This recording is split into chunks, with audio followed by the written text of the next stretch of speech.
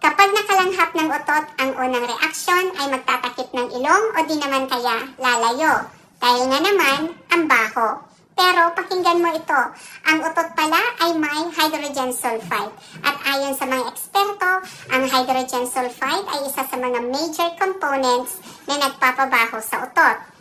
At ayon sa pagsusuri ng mga eksperto, ang hydrogen sulfide ay pinoprotektahan niya ang mitochondria ng cells. Ang mitochondria ay powerhouse of the cells. Ibig sabihin, ito ang nagpo-provide ng enerhiya para sa mga cells natin upang sila ay makapagtrabaho ng maayos. At dahil dyan, pinoprotektahan nila ang ating katawan para maiwasan na magkaroon ng hypertension, heart disease, kidney failure, at Alzheimer's. Ilan lang yan sa mga benefits ng hydrogen sulfide. So ayan, kapag may umutot sa tabi mo, imbes na magalit ka, magpasalamat. O ayan, pakashare na rin para malaman ng iba